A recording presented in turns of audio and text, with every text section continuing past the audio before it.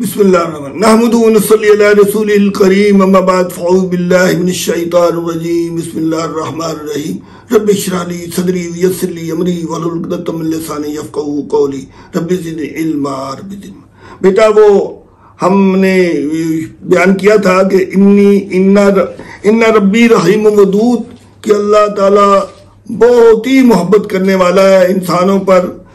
تو یہ اس کے سلسلے میں مختلف انبیاء کا تذکرہ کر کے سمجھانے کی کوشش کروں گا انشاءاللہ.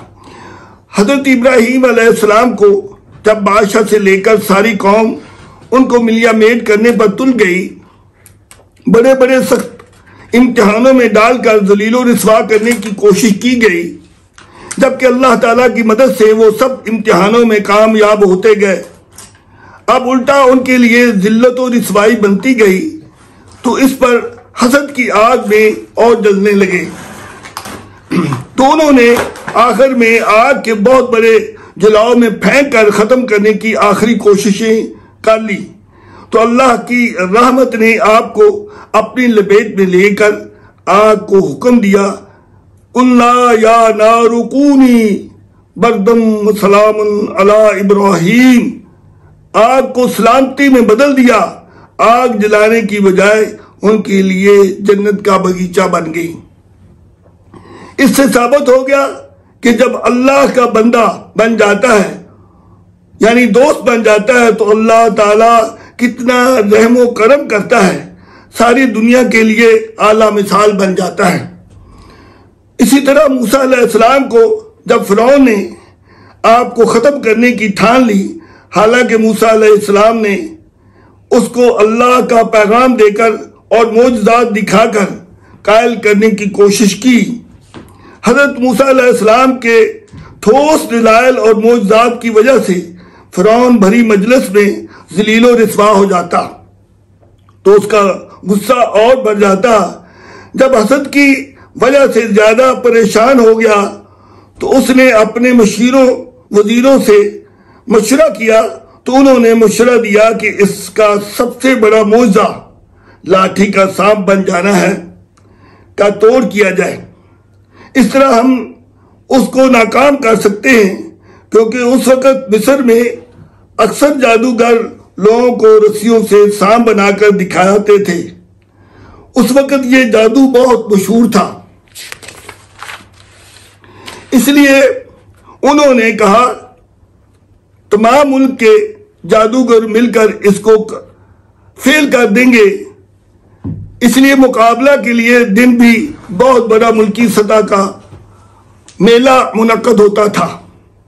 وہ دن منتخب کر لیا جب جادوگروں نے اپنی تمام رسیوں کو جادو کا علم سے سانپ بنا لیے تو اللہ تعالیٰ کی رحمت جوش میں آئی تو موسیٰ علیہ السلام کے اژدہا نے سب کو ہڑپ کر لیا. اس طرح بہت بڑی کامیابی موسیٰ علیہ السلام کو مل گئی اور وہ ناکام اور نامراد ہو گیا، بلکہ فرعون کے درباریوں اور لو لشکر کو دریائے نیل میں غرق کر دیا. اس طرح اللہ تعالیٰ کی رحمت سے موسیٰ علیہ السلام کو کامیاب کر دیا، رہتی دنیا تک فرعون کی قوم کو نشان عبرت بنا دیا. اگر ہم غور کریں کہ اللہ تعالیٰ اللہ کو کتنا پیار اور محبت ہے، بڑے بڑے اللہ کے مقابلے میں آنے والے یعنی خدائی دعویٰ کرنے والے کتنی اس کے پاس حکمرانی کی پوری طاقت تھی، اور دوسری طرف اکیلے موسیٰ علیہ السلام کلیم اللہ تھے. اللہ اپنے دوست کو اپنی رحمت سے سرخرو بھی کرتا ہے اور پوری سلطنت کو اس کے قدموں میں ڈال دیتا ہے. بات صرف یہ ہے کہ دوستی کی، اللہ سے تعلق کی. قرآن میں بے شمار انبیاء اور صالحین کے واقعات موجود ہیں کہ اللہ تعالیٰ کس قدر رحیم و کریم ہے. ان کو رضی اللہ عنہ اور رضو عنہا کے خطاب سے یاد کیا جاتا ہے. اللہ تعالیٰ کے ان نیک بندوں کو بارے میں بیان کرنا کافی وقت چاہیے. میں اپنی بات کو دلیل کے طور پر حضرت محمد رسول اللہ صلی اللہ علیہ وسلم کی مشکلات والی زندگی اور پھر اس پر اللہ تعالیٰ کی طرف سے حوصلہ افزائی کی زندگی کو نمونے کے طور پر پیش کرتا ہوں کہ اللہ تعالیٰ ان ہستیوں کے ساتھ کتنا رحیم و کریم ہے۔ مکی زندگی میں مشکلات کے پہاڑ ٹوٹ پڑے، گالیاں دی گئیں، ہر طرح سے برا بھلا کہا گیا، عبادت کے دوران اونٹ کی گندی بدبودار اور بھاری اور اوجڑی ڈالی گئی، کوڑا پھینکا گیا۔ سب سے بڑھ کر مکہ کے سرداروں نے اور آپ کے رشتہ داروں نے قطع تعلق کر لیا اور 3 سال تک شیب ابی طالب کی گھاٹی میں بند کر دیا، نہ پانی نہ خوراک۔ آج کل کے قاتل قیدیوں کو بھی اتنی سزائیں نہیں دی جاتی جتنی کہ آپ کو قید بندوں کر کے سارے انسانی حقوق چھین لیے گئے۔ اپنی زندگی کو بچانے کے لیے پتے اور چمڑا کھانے پر مجبور ہو گئے۔ اتنے خوبصورت بھولے بھالے پیغمبر کو دیکھ دکھ پہنچائے گئے۔ دوسرا بڑا تکلیف دہ واقعہ طائف کا تھا۔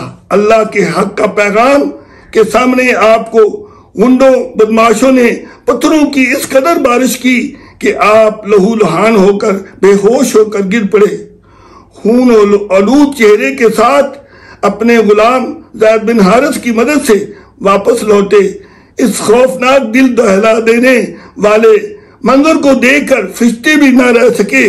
طائف کی وادی کو نیست و نابود کر دینے کو کہا، مگر آپ نے الٹا ان کے لیے ہدایت کی دعا کر دی۔ اس منظر کو دیکھ کر اللہ کی رحمت جوش میں آئی۔ اس واقعے کے کچھ دنوں کے بعد جبرائیل علیہ السلام معراج کی بہت بڑی خوشخبری لے کر آ گئے۔ یہ اللہ تعالیٰ کی رحمت کی کوئی معمولی سی بات نہیں تھی کہ اللہ تعالیٰ نے ساری دنیا کو نقطہ کی طرح سمیٹ کر مشرق و مغرب، شمال و جنوب کی سیر کرا دی، پھر سارے انبیاء کی سرداری دے کر مسجد اقصی میں امامت کروا دی۔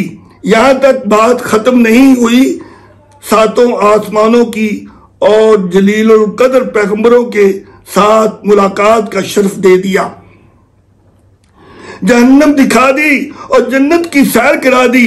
اب حد نہیں اللہ کے کمال کی۔ اب 7 آسمانوں سے بات آگے چلی گئی۔ حضرت جبرائیل علیہ السلام آپ محبوب اور محب سے ملاقات کے لیے چل پڑے۔ سدرۃ المنتہا تک آپ کا ساتھ، اس کے آگے جانے سے معذرت کر لی۔ اب اللہ ہی جانتا ہے کہ دنیا میں دیدار الہی کی قربت جو آپ کو نصیب ہوئی وہ قیامت تک ایسا واقعہ نہ ہوتا ہے نہ ہوگا۔ اب آپ اس حدیث سے بھی اندازہ لگا سکتے ہیں کہ جنتیوں کو دیدار الہی نصیب ہوگا، جنت میں سب سے اعلیٰ اور عرفہ تحفہ ہوگا۔ اس پر انسانوں کی تمام حسرتوں کی حد ختم ہو جائے گی۔ اس منظر سے پہلے جنت کی تمام راحتیں اور خوشیاں مان پڑ جائیں گی اور مزید دیدار الہی کی تمنا کرے گا۔ یوں کہیے کہ حد ہو جائے گی اللہ کے کمال کی۔ دعا ہے کہ اللہ تعالی ہم سب کو دیدار الہی نصیب فرمائے، آمین۔ اور اللہ تعالی قیامت کے روز اپنی رحمت کی چھتری تلے جگہ نصیب فرمائے۔ اس روز یہ بھی سب سے بڑی کامیابی ہوئی۔ وآخر دعوانا والحمدللہ رب العالمین۔